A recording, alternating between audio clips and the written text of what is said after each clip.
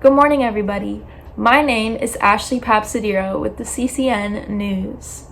Today, we'd like to bring to your attention the interesting topic of the social stigma surrounding drug users, but more specifically, meth users.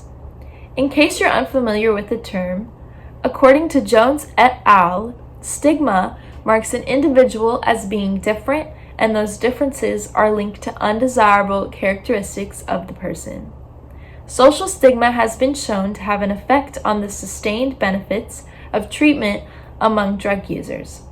According to the American Journal on Addiction, meth use has been associated with a variety of negative social and health outcomes, including high levels of unprotected sex, problems with work, family, personal relationships, and the legal system, emergency room admissions, and death from heart attack and stroke. Something that isn't really talked about is the first dimension of stigma, culturally induced expectations of rejection. This is the belief in whether or not they may be rejected, belittled, or seen as unsuitable because they fall into a certain category, drug use or mental illness, for example. The results of a study done on the stigmatization of meth users showed that 94.8% of participants don't want their children around meth users, 92% are prejudiced against people who use meth, and 92% will treat someone differently if they are found out to be a meth user. To further gather info on the stigma, we will now head over to Mr. Tyler, who will be interviewing people to see their thoughts on meth users.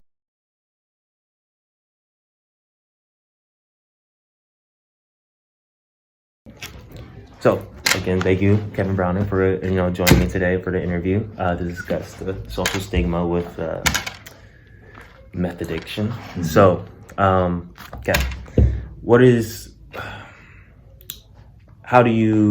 do you know about the social stigma with meth addiction, or in the workplace, in your personal experience? Well, up to now, we haven't had anything specifically with meth addiction, mm-hmm. and either or a social stigma. As being a workplace, we are a drug-free workplace, and we do a pre-employment screening. Mm-hmm. So for all applicants that are being offered a job, they have to go through the screening. And I can imagine that there is a stigma for anything, especially for meth, but whether it's marijuana or cocaine or pharmaceutical drugs or prescription pills. I think that weighs on everybody, but including meth. Mm-hmm. So we haven't really had a specific situation involving meth. Okay. That's good. That's good to hear. All in the same, right. It's in the same boat, I believe. Yeah, everything is in the same boat, especially with considering drugs. So with that being said, do you, for a person as yourself, I have what do you do again? I'm the HR manager. HR, that's actually perfect. Yeah. So as an HR manager, how would you approach if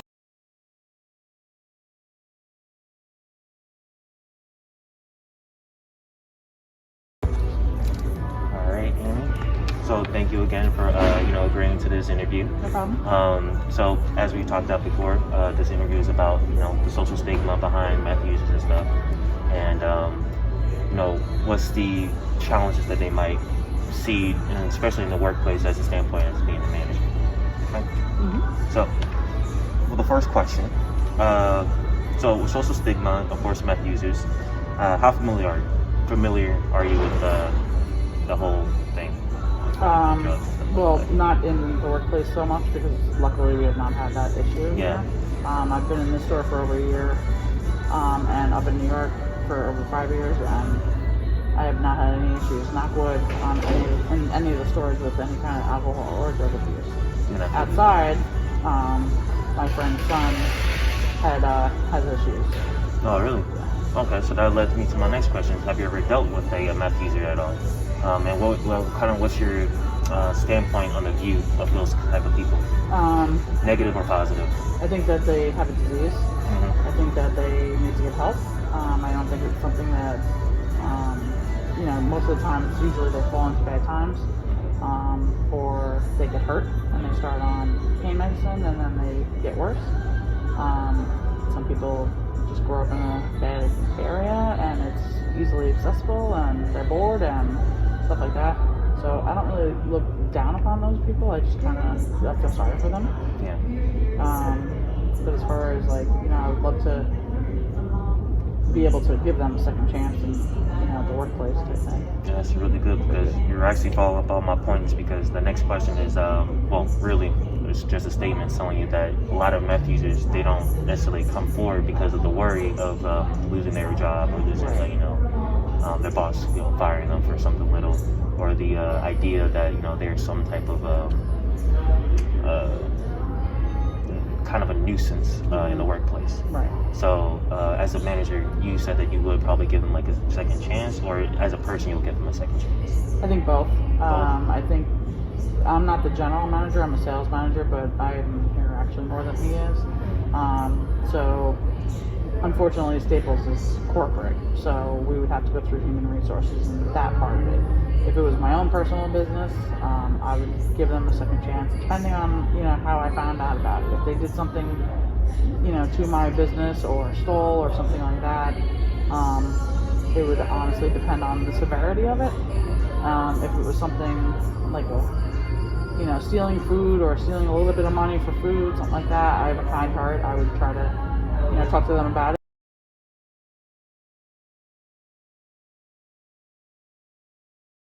Briefly kind of go over exactly what your opinion is again with the marijuana drug usage inside society, just briefly. My opinion, and it's just my opinion because I've been in the profession here, like I say, for 27 years in HR. I have seen a lot come and a lot go. I have seen employees saying that drugs, they never did drugs. Yeah. Okay, they was in a car and they inhaled the smoke. Yeah. But they tested positive for the drugs.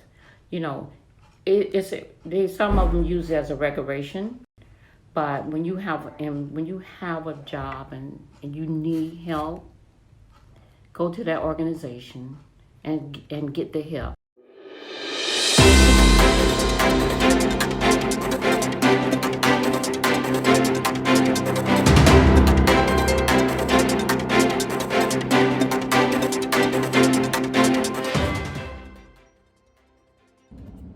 Thank you, Tyler. Unfortunately, stigma is an issue that many people have to deal with, whether it is from their coworkers, family members, or even romantic partners. Many of us may not even realize that we are treating drug users differently, which is why they may find it harder to reach out for help. The National Institute on Drug Abuse states, stigma on the part of healthcare providers may tacitly see a patient's drug or alcohol problem as their own fault, leading to substandard care or even to rejecting individuals seeking treatment.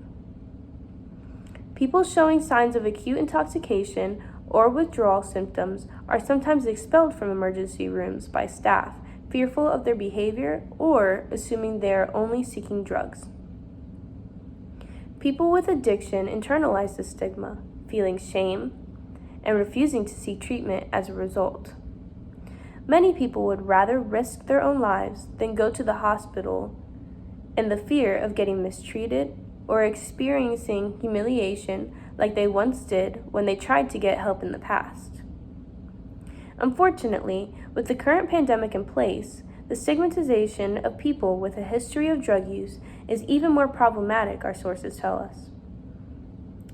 In addition to their greater risk through homelessness and drug use itself, the legitimate fear around contagion may mean that bystanders or even first responders will be reluctant to administer naloxone to people who have overdosed. And there is a danger that overtaxed hospitals will preferentially pass over those with obvious drug problems when making difficult decisions about where to direct life-saving personnel and resources.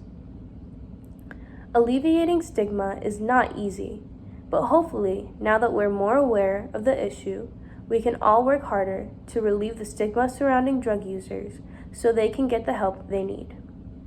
That's all the news we have for you today. Gisela signing off.